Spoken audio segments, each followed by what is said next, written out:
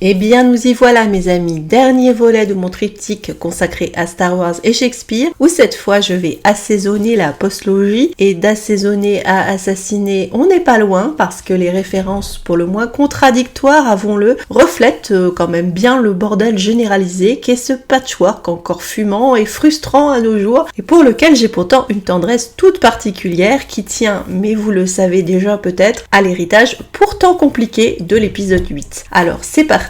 Remettons nos choses et nos fraises une dernière fois. Et oui, il y aura toujours quelque chose de pourri sur Tatooine.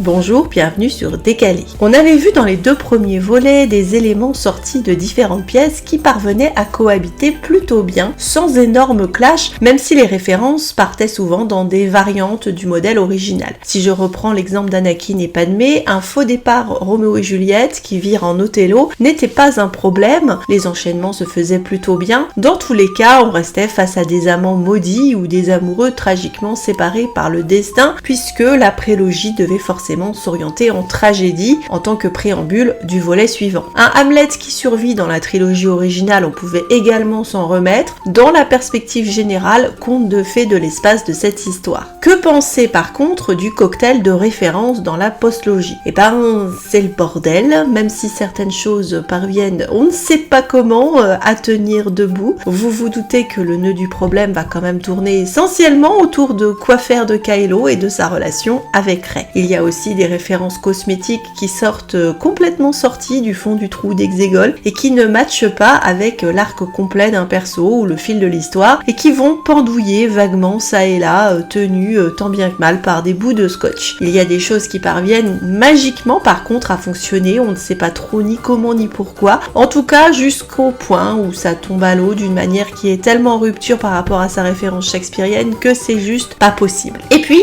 il y a une référence absolument magique et parfaite, bien que douloureuse, que nous devons, en doutiez-vous, à Rian Johnson et que j'ai envie de garder pour la fin de cet épisode et qui est pour moi représentative non seulement de la postlogie mais aussi de tout Star Wars. Avant de vous arranger les refs avec j'espère un petit peu plus d'élégance que le shit menu concocté par Terrio et Abrams dans l'épisode 9, j'aimerais commencer par souligner, comme je l'avais mentionné à l'épisode précédent, mais j'en remets une couche, qu'on n'est plus du tout avec des fins d'épisode de l'ordre d'au théâtre ce soir au Globe. Plus de distribution de prix avec les acteurs sur scène qui saluent le public. Je dirais qu'on a également une dévolution sur le plan des tournures archaïques, des dialogues mélangeants soutenus et familiers, on en a de moins en moins, et on a l'abandon d'une certaine théâtralité classique. Font exception peut-être Hux, Snoke et Palpatine, parce qu'on peut toujours compter sur les méchants pour un phrasé drama queen et un vocabulaire soutenu. Pour autant, cela veut-il dire qu'on a quitté le théâtre ? Non, et ce serait faire offense à Adam Driver qui affectionne monter sur les planches et qui, je m'en doute, a abordé son perso avec un sens certain du performatif. C'est surtout qu'on est passé à une nouvelle génération et une nouvelle façon de faire du théâtre. Sous l'influence de Lucas, on est resté somme toute très classique. Mais dans cette nouvelle ère Disney, et avec un cast renouvelé et plus jeune, la façon de jouer et mettre en scène n'est plus du tout la même. Pensez aux adaptations de Shakespeare, de moins en moins dans le classique, mais dans des versions qui affirment à chaque fois dépoussiérer la pièce, se faire plus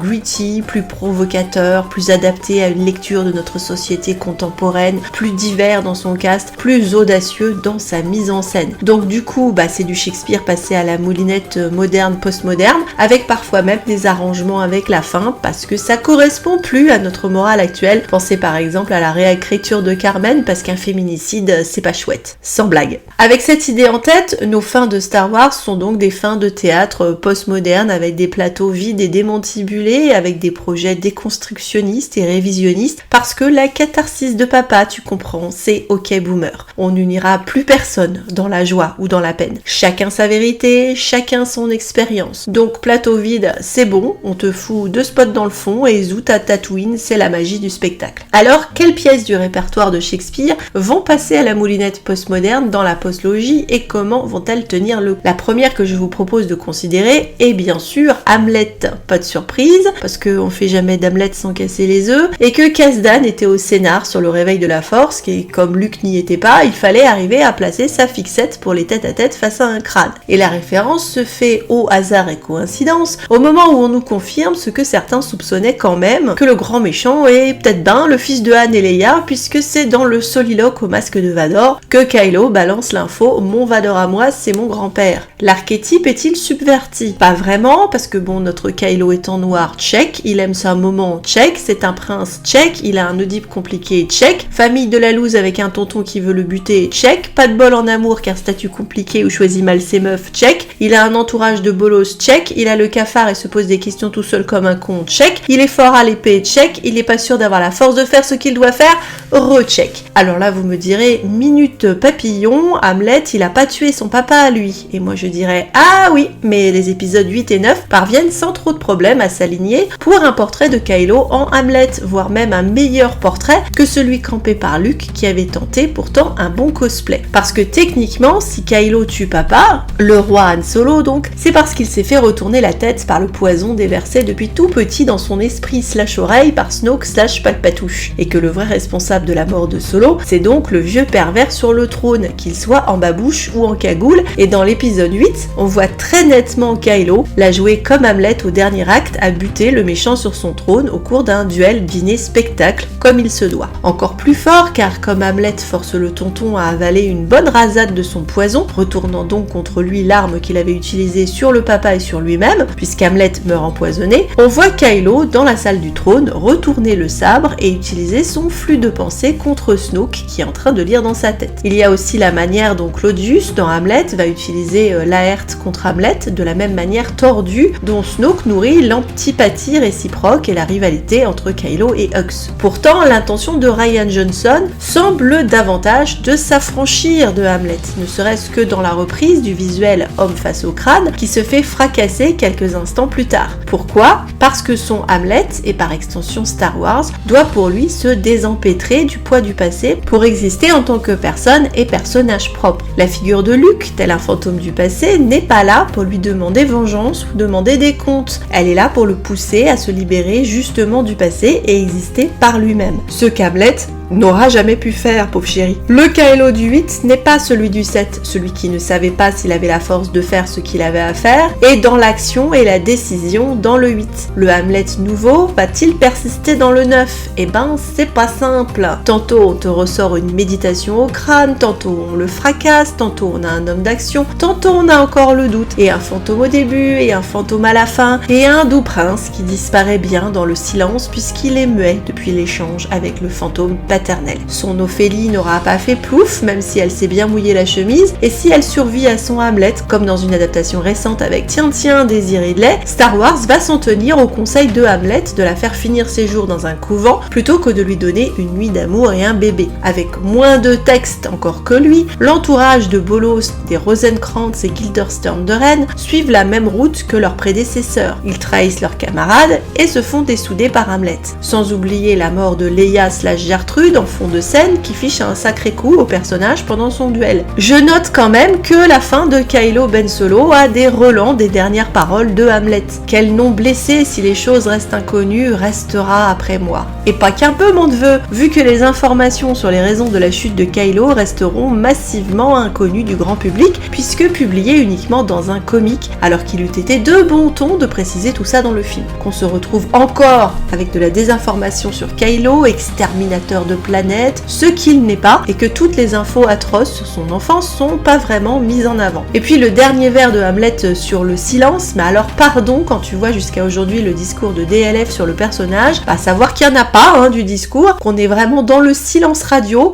et qu'on l'a balayé sous le tapis alors qu'il reste quand même ce qu'il y a de plus marquant de la postlogie. En intra-diégétique comme en extra, Kylo Hamlet restera donc effectivement un duo gagnant et peut-être le plus proche de Hamlet qu'on ait eu dans Star Wars. Mais comme ils ne savent pas trop quoi faire du personnage, je les soupçonne d'avoir un peu tourné autour de Richard III, notamment l'image du méchant monstrueux qui essaie de pécho à côté d'un cadavre, comme dans la scène de la fin du 7 dans la forêt, où Rey va cracher ses insultes à la figure de Kylo après la mort de Han, comme Lady Anne sur Richard à côté du cercueil, en sachant que le tout se fait autour d'une épée qui va changer de main. Oui, certes, Kylo va trahir Snoke et prendre le pouvoir à la Richard, oui, il y a dans sa façon de se battre face à une horde par 2 fois dans le 9 quelque chose de Richard à la bataille de Bosworth, comme lui il se retrouve quelque peu sans moyen de transport et son Prepare My Ship n'est jamais très éloigné dans le ton de Mon Royaume pour un cheval, mais la comparaison est quand même franchement abusée. Richard III est un roué machiavélique doué pour la dissimulation, ce qui n'est mais alors pas du tout le cas de Kylo, qui est obligé de porter un masque pour voiler des émotions qui sont bien trop lisibles par tous. Il est, excusez-moi, mais bien trop bourrin pour être un Richard III, et même si la conscience de Richard le travaille à la veille de sa dernière bataille, il n'est pas vraiment torturé par ses doutes, il prend même un malin plaisir à sa monstruosité, ce qui n'est absolument pas le cas de Kylo. Si un rapprochement avec cette pièce est possible dans l'épisode 7, c'est avec Hux et son discours de Starkiller,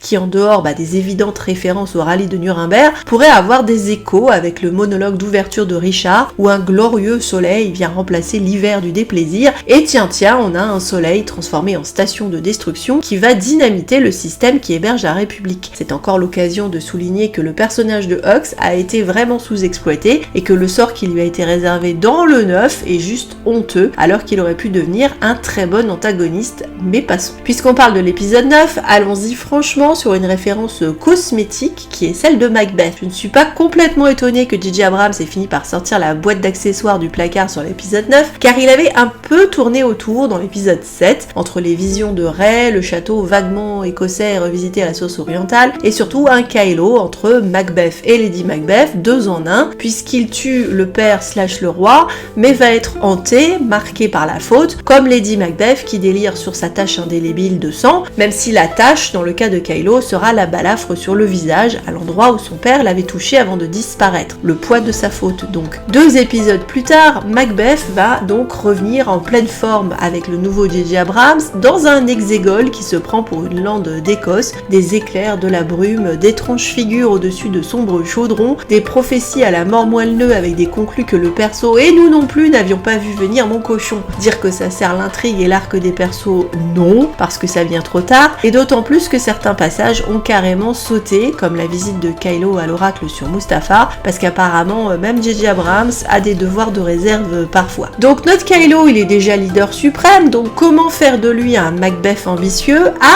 On sort Palpatouche du bouillon en boss ultime, mais pas de bol, ce sera même pas lui qui va aller le buter, et donc encore une fois, je ne m'explique pas ce salmigondi à ce point précis de la postlogie. Il aurait fallu lancer cet arc dès l'épisode 7, donc c'est beaucoup de bruit pour rien si je puis dire. La seule chose qui malheureusement fait marcher la référence Macbeth, c'est la fin en mode captation d'héritage, puisque va récupérer le trône quelqu'un qui n'avait rien à y faire et qui n'est pas né d'une femme. Bah oui, parce que si on pense au fait que le père de Rey est une espèce de bidouillage de clone foiré de Palpatouche, on n'en est pas loin quand même. Mais dire que c'est bien fait, non, c'est nul. Avant de m'intéresser justement à Miss Rey, je vais quand même noter que Poe Dameron trouve lui aussi dans le répertoire de Shakespeare un modèle, et ce serait celui de Henri V. Le roi d'Angleterre a un passé de joyeux fêtard pas très fiable et à l'entourage discutable, du genre racaille de Kijimi et passeur d'épices quoi, mais se rachète en devenant le leader des causes perdues lorsqu'il mène à la bataille d'Harfleur puis d'Azincourt sa petite troupe d'anglais affrontant la masse arrogante de la fine fleur de la chevalerie française. Poe nous fait le coup 2 fois, d'abord sur Crète où comme Henri il galvanise ses troupes à se rendre sur la brèche, puis à Exégol, après également un discours galvanisateur. C'est le même arc de bambochard devenant meneur d'hommes. Et là vous me direz, Claire c'est bien joli, mais depuis tout à l'heure on prépare les crackers et le champ en attendant que tu nous parles de Reylo et on n'a toujours pas vu passer l'ombre ou la queue d'un Kylo torse-poil. J'y arrive, calmez-vous. Donc on va faire simple, si Anne et Leia c'était beaucoup de bruit pour rien, j'ai bien envie de vous dire que la postlogie c'est la mégère apprivoisée.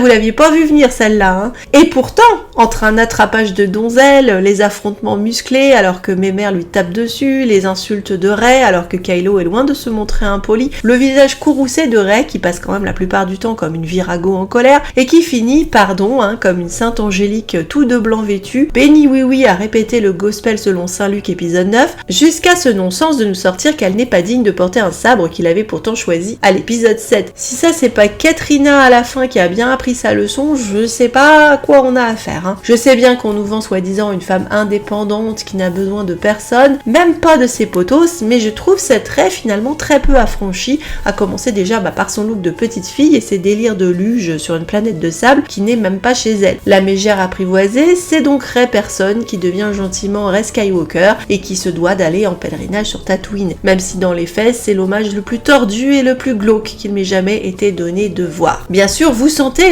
les limites de ce rapprochement parce que la mégère apprivoisée c'est une grosse farce truculente qui se termine bien après un baiser et que là, baiser il y eut, mais baiser nous fume. La seule chose qui m'amuse dans ce rapprochement est que la série qui se veut la plus progressive et la plus féministe est finalement celle qui l'est le moins. D'une part parce que si la mégère apprivoisée c'est ta référence, on peut se poser des questions, et puis parce que c'est la série qui a calmé Ray d'une part, et d'autre part parce que ta gueule rose. Et si ça c'est pas encore une preuve que la mégère apprivoisée est ta référence ultime, je ne sais pas quoi vous dire. Alors je sais que vous trépignez sur les amants de Vérone, mais puisque décidément je vous dis que la postlogie avait emprunté à la comédie pour son arc principal et n'a bizarrement pas honoré le contrat, je vais vous donner une autre référence qui marche dans mon sens, et qui serait le conte d'hiver. Entre Ray et Perdita, les parallèles vont finir par matcher grâce au génie incompris, y compris par moi-même, de l'épisode 9. Dans le conte d'hiver, ça commence pas bien parce que le roi de Sicile pète un plomb en croyant sa femme enceinte de son potos, qui du coup va devenir son ennemi, et décide donc de coller sa femme au gnouf et faire abandonner au milieu de nulle part le nouveau-né qui se trouve être une gamine qui va hériter du nom bien choisi, somme toute, de Perdita. La gamine grandit en bergère, le bâton à la main, et je te fiche mon billet qu'elle va tomber amoureuse du fils incognito de l'ennemi personnel de son papa, et après moult révélations, le tout se termine joyeusement par leur mariage et la réconciliation des anciens ennemis. Équilibre dans la force, quoi. Alors, ça tombe du coup super bien pour Ray Perdita, qui grandit au milieu de nulle part, sans connaître son identité, le bâton à la main, qui se trouve être une héritière des Sith, et qui se retrouve affricotée avec l'héritier des Jedi qui se balade incognito et masqué. Ça s'écrit tout seul, tu penserais? Les bains pensent encore. Donc oui, au final, on se retrouve donc non avec une comédie happy end, mais avec la tragédie fétiche de Shakespeare, le marronnier donc, qui est la tragique histoire d'amour des clans ennemis entre Roméo Ben et Juliette Ray. Ça ne se rencontre pas au bal, mais la scène de duel où Kylo flash sur Ray avec la même intensité que Roméo apercevant Juliette est bien construite comme une danse, et grâce à Rian Johnson, on pourra dire qu'on a réussi à avoir les éléments centraux de l'intrigue, principalement les mains qui se touchent, les rendez-vous secrets sans se faire gauler par les autorités parentales, un mariage symbolique suivi d'une consommation symbolique dans le duel de la salle du trône, menant juste après sur une dispute sur le fait qu'ils ne sont pas du même camp, et le fait que Ray Juliette est quand même un peu colère que Roméo Ben puisse tuer des gens de son clan à elle. Luke dans le rôle du moine qui est à la fois aidant et casse-couille, et à qui Juliette vient demander de l'aide alors que peut-être elle aurait dû s'abstenir des plans foireux, Ray regardant Kylo dans le dernier Force Bond comme Juliette apercevant Roméo depuis le balcon lors de leur dernière entrevue, ayant l'impression de le contempler au fond d'une tombe, et donc frère Laurent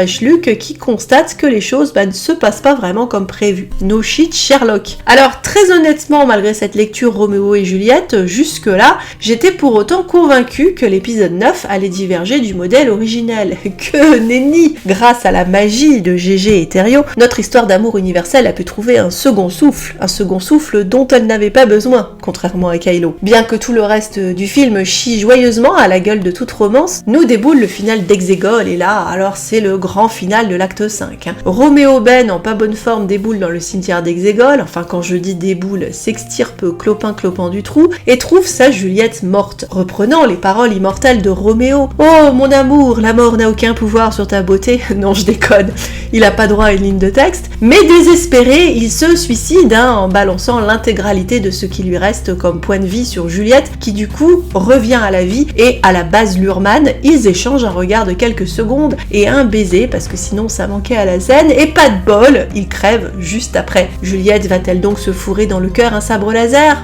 Bah non, même pas, hein. Elle repart en sifflotant dans le X-Wing même pas rouillé de Luke pour pas rater le méchoui et la poule partie de Tonton Lando sur Ajan Kloss. Ah, la romance. Alors vous me direz, il y a eu des précédents, hein, comme West Side Story justement. Tout à fait, mais Maria partait pas direct à la soirée salsa du quartier faire des shots avec les gangs qui se sont réconciliés suite à la mort de Tony. On avait au moins cette décence. L'épisode 9 nous balance l'aumône d'une vague conclue Roméo et Juliette qu'ils n'assument pas franchement, comme ils n'ont pas assumé l'arc Relo qui est pourtant bien présent et même l'arc principal, mais qui se fait malmener tellement dans l'épisode 9 qu'effectivement on peut presque comprendre que certaines personnes n'aient pas compris, et d'ailleurs toujours à ce jour, hein, fort tragiquement, pourquoi les deux personnages se roulaient soudain une gamelle. Par ailleurs, je ne suis pas fanat de l'idée qu'un des deux doive s'en sortir. Pour moi, dans Roméo et Juliette, c'est les deux meurent ou les deux survivent, sinon ça affecte quand même beaucoup l'idée que les deux clans doivent payer le prix fort pour espérer une paix civile. Sauf que dans Star Wars encore, en quoi la mort de Kylo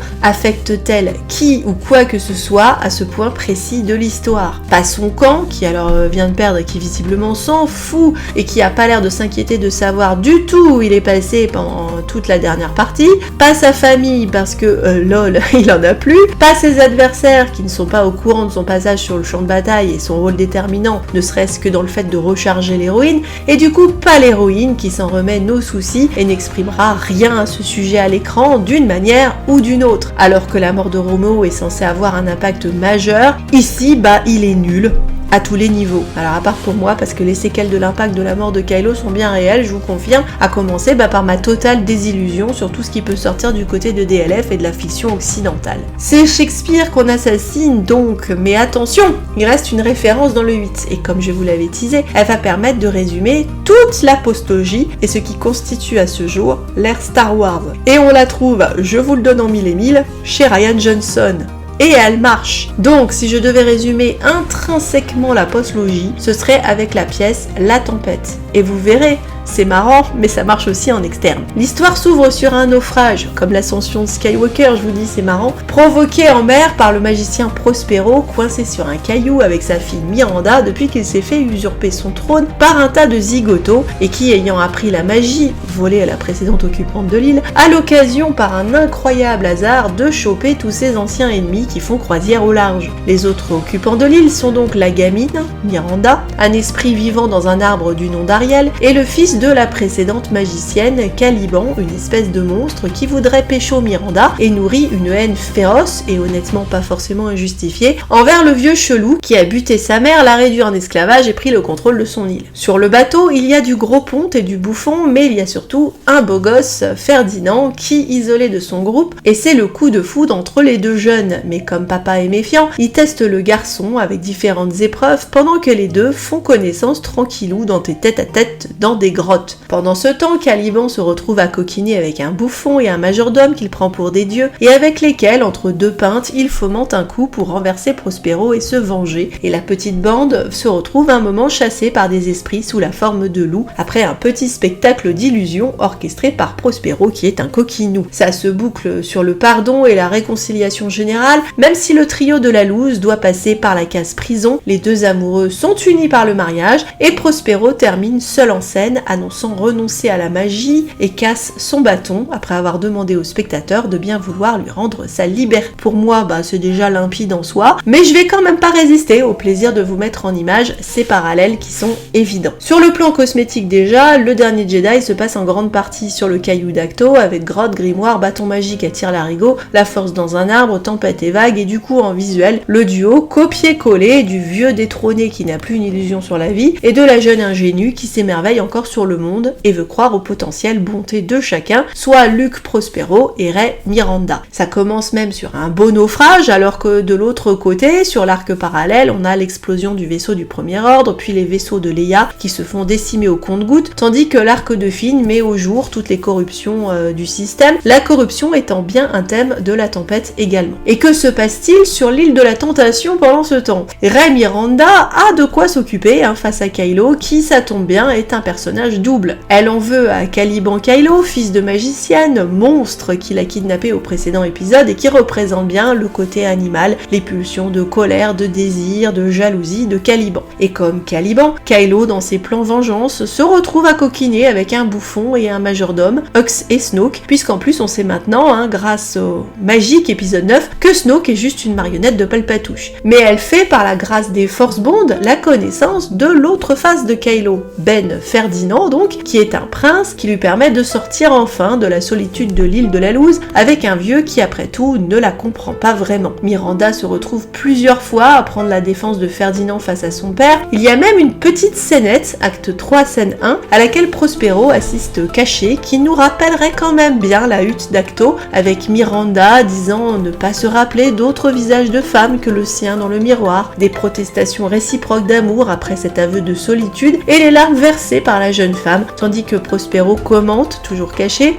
belle rencontre de deux affections des plus rares, ciel verse tes faveurs sur le sentiment qui naît entre eux, t'es pas seul, toi non plus, ce qui est dans le film l'équivalent de la séquence de la main tendue avec le thème de la force qui vient visiblement soutenir le lien créé entre les deux personnages. Comme bénédiction divine dans Star Wars, le thème de la force, y a pas mieux. Évidemment, la séquence masque et illusion est celle de Luke qui projette son image à travers la galaxie, tout comme les loups font une apparition dans les renards en cristal de Crate. Bien sûr, il faut que Caliban Kylo soit vaincu pour que le couple Ferdinand Ben Miranda Rey ait une chance de happy end, mais je noterai surtout, en dehors du happy end promis, qu'on aurait dû avoir à la fin de l'épisode 9 donc, qu'il ne nous restera plus que le discours de fin de Prospero comme message de la postlogie et de Star Wars. La magie n'existe plus, le sabre doit être brisé, il est temps que le magicien quitte l'île et que nous acceptions son départ. Cette fin est complètement valide, à la fois dans l'épisode 8 et dans l'épisode 9, mais elle n'a pas du tout la même signification. Dans l'épisode 8, elle était porteuse d'espoir, elle ouvrait le champ des possibles aux personnages de la postlogie qui devaient en effet construire une nouvelle magie, se libérer des modèles anciens et les laisser partir pour construire une nouvelle histoire, un nouveau futur pour Star Wars. La magie d'antan ne demandait par contre qu'à passer entre les mains des futures générations. Le bâton de Prospero, même brisé, ne demandait qu'à renaître sous une autre forme dans d'autres histoires, en d'autres mains. Luke était agent de sa libération, comme Prospero qui renonce volontairement au sortilège. Mais dans l'épisode 9, le sabre n'est plus brisé, non parce que sacrilège, mais enterré dans le bac à sable de Tatooine, soi-disant emmailloté comme un nouveau-né d'une sordide histoire de mœurs chez Zola, pas de problème. Pourtant la métaphore est désastreuse. DLF vient bien d'enterrer la magie et l'héritage. Poussière tu étais, poussière te revoilà. Du renouveau,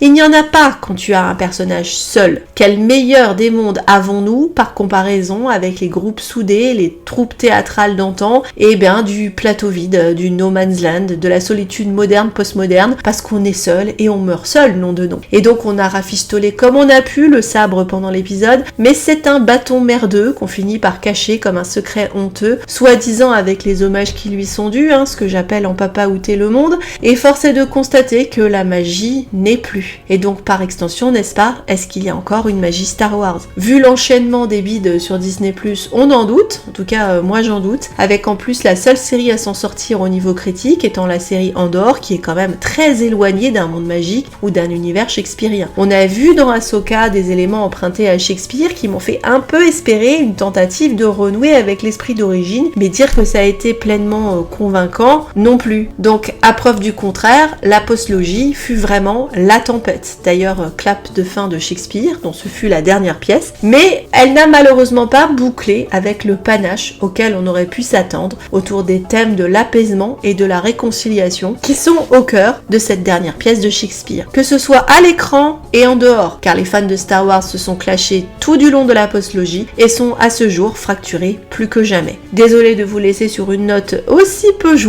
j'en conviens, mais je ne vois pas comment faire autrement, même si j'apprécie en fait l'espèce de poésie de la chose. Peut-être qu'il serait temps de laisser Star Wars partir, comme nous le demandait Prospero. Merci d'avoir suivi cet épisode, et si c'est le cas pour vous, l'ensemble du triptyque Star Wars et Shakespeare, je vais avoir besoin d'une petite pause, je vous le confirme, après tout ça pour m'en remettre, même si je vous ferai un petit bonus Shakespeare un peu plus tard, donc que je vous demande de guetter, mais après le pourri de Tatooine, je pense que j'ai besoin d'aller me balancer un moment à l'ombre des cerisiers en fleurs. N'hésitez pas à liker, partager, commenter, et je vous dis à très bientôt.